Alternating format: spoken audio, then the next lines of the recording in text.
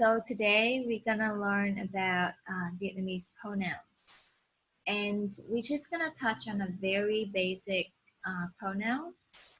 And one thing you should remember about Vietnamese pronouns is that in English you have I and you, but in Vietnamese we have different pronouns depending on age, gender, and relationship between the participants. Okay. We're gonna talk about first person pronouns first. I. I in Vietnamese is tôi, tôi. Okay. You is bạn.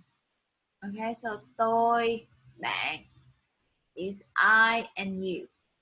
Okay. So you use this pair tôi và bạn when you talk to someone similar to your age. They can be used for both gender. It doesn't matter if that's a male or female. Okay, now we're gonna talk about someone who is older than you. Okay, if a person is older than you, then I would be em in Vietnamese. Em. Okay. So em can be used both as first, second, and third person pronoun. And can be used for both gender. But we're not gonna worry about that right now. We're just gonna talk about it as a personal pronoun for yourself when you talk to someone who is older than you. Okay? So if you talk to someone who's older than you, then I is em. You call yourself em. And then you, if that's a male, then you will call them an. Okay? And then if that's a female, then you will call them chị. So you can be you is a second pronoun in English, right? But anh chị can be used both as a second and third person pronoun. And anh just means older brother, while chị means older sister. So anyway, to keep it short, I is em, and you is anh if that person is a male. Chị if that person is a female.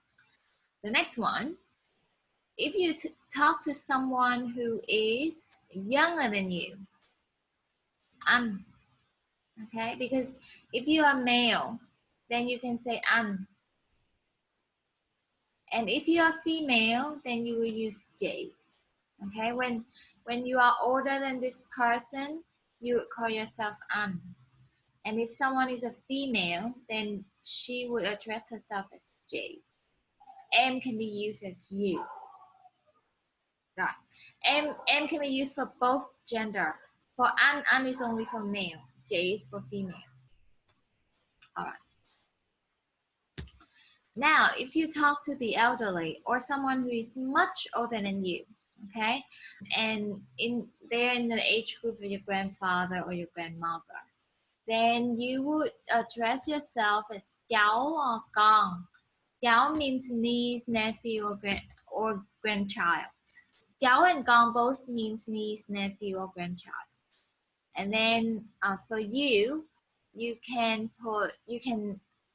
it's ông in Vietnamese for male, and it's bà for female.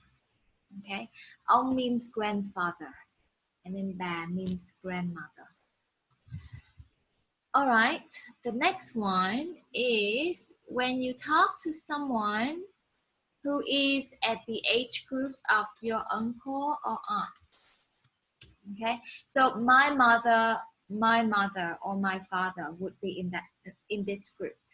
Okay, so you would call yourself cháu or con, and then you would address them as chú, cô, and bác, chú. Okay, so chú nè, chú, and I don't know what happened to this one. So chú is for chú means uncle, okay, and then cô means aunt. And bác can be used for both gender. So you could use for a person that could be an uncle or an aunt. All right. So anyway, to summarize, Joe is for male, Go is for female, and back can be used for both male and female. Okay. And then now you're gonna meet someone who is much younger than you. I don't think you have to worry about this pronouns too much. But let's say if you know, a grandpa or an elderly is speaking to a very young child, then he would address himself as ông. And if that person is a female, then she would address herself as bà. And then the person that he or she talking to is cháu or con. So in I and you, tôi, bạn is a pair that you use for people at the same age. If someone is a bit older than you, then you use em and corresponding with anh chị. Okay, and then if someone is much older than you, then you would use cháu con, and you as cô chú ông bác. Okay, but depends on the age of these people as well. So if they are about your aunt or uncle's age, then you call them cô or chú. And then bác is used for both gender. And ông is for someone much older than you in your, you know, your grandfather age group. Then you would use ông. And then bà is for someone is in your grandmother's age group.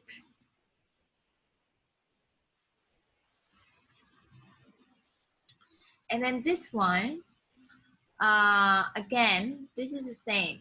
If someone who is at the same age you, tôi and bạn, right?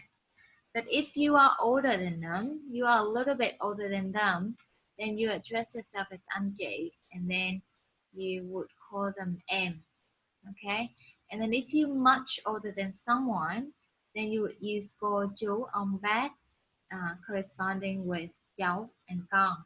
Again, this depends on your age and age relatively to the person that you were talking to. All right, simple enough. Now we're gonna move on to a more practical part of Vietnamese speaking. So first of all, let's talk about how to say hello. Okay, one of the most common ways to say hello is to use the word yeah, and then plus a pronoun that you can use,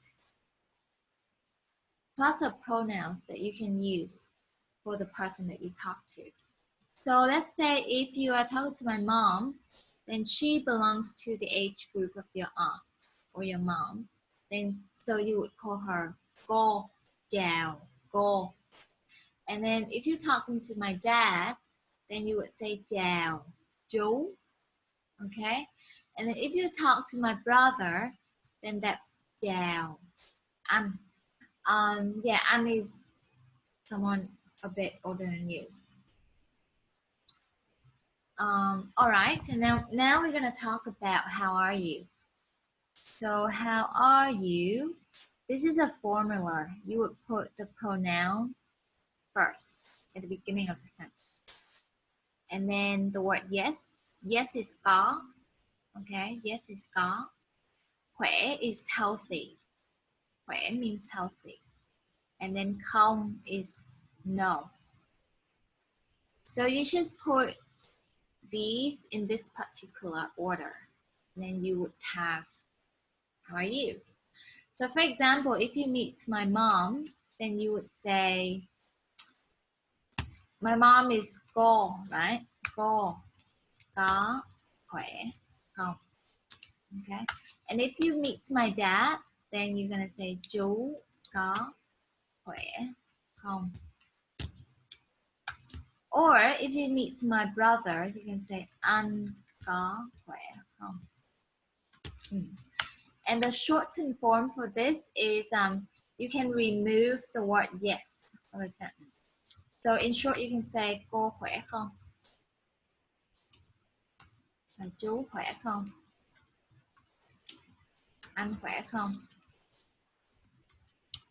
That's it. That's how you say hello, how are you in Vietnamese.